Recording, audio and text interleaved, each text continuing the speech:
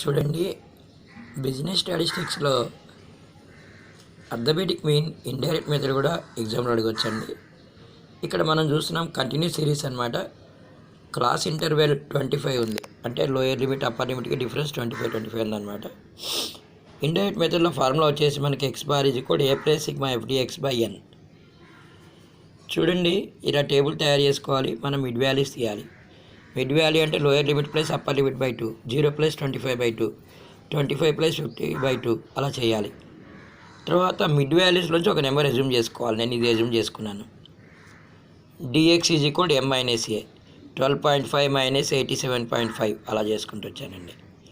37.5 minus 87.5 minus చేస్తే deviations వచ్చాయి. f into dx, f ఇది ఉంది కదా, ఇంటూ చేశానండి ఇట్లా. ఇప్పుడు ఫార్ములాలో సబ్స్టిట్యూట్ చేస్తాను. రాసుకోండి, ఇంపార్టెంట్ క్వశ్చన్ ఇది. చూసారా, ఏ 87.5 FDX ఇది, ఏ ప్లస్ ఎఫ్ ఇది దీంతో డివైడ్ చేసి ఇది యాడ్ చేసుకోండి. ఆన్సర్ మనకి 105.8323. అంటే ఇదే ప్రాబ్లంకి మీడియను Q1 Q3 కూడా అడిగారు.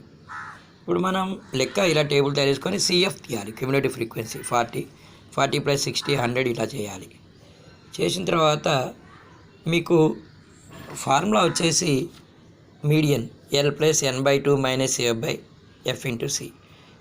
n/2 అంటే n అంటే మనకి ఎంత ఉందండి ఇక్కడ 680 కదా, 680/2 చేయాలి. 340 ఎక్కడ వస్తుంది, ఇక్కడ వచ్చింది చూసారా, ఇలా చేయాలి. ఇది L లోయర్ లిమిట్, F ఈ పైది CF అవుద్దండి. చూసుకోండి, చక్కగా రాసుకోండి. చాలా చాలా చాలా ఇంపార్టెంట్ ఇది. చూడండి, ఓకే. తర్వాత Q1 n/4 వస్తుంది. Q1 అంటే L plus n/4 minus CF/F into C. Q3 formula ఉంది చూడండి ఇక్కడ, L plus 3n/4 minus CF/F into C, 3 into n.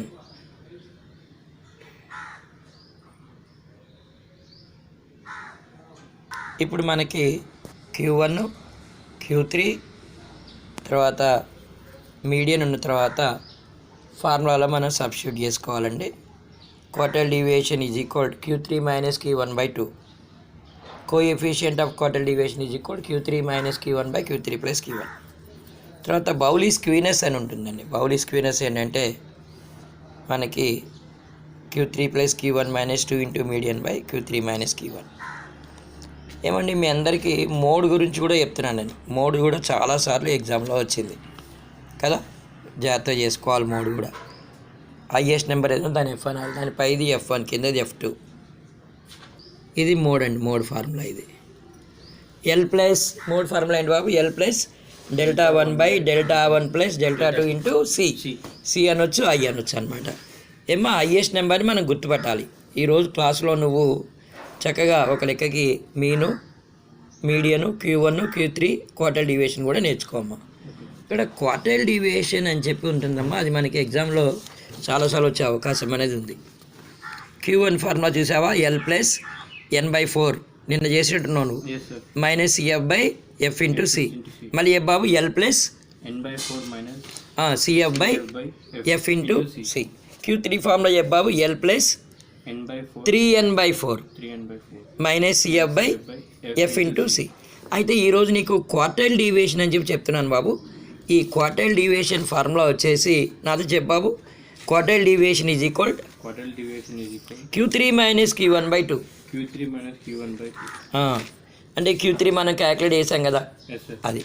తర్వాత coefficient of quartile deviation is equal Q3 minus Q1/Q3 plus Q1. ఈరోజు మనం అది చేద్దాం.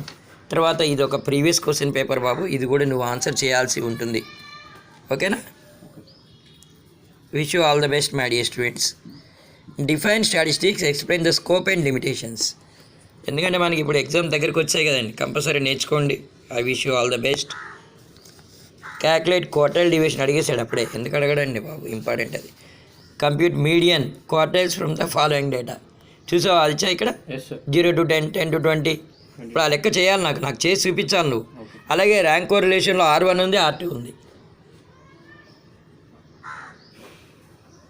ఓకే,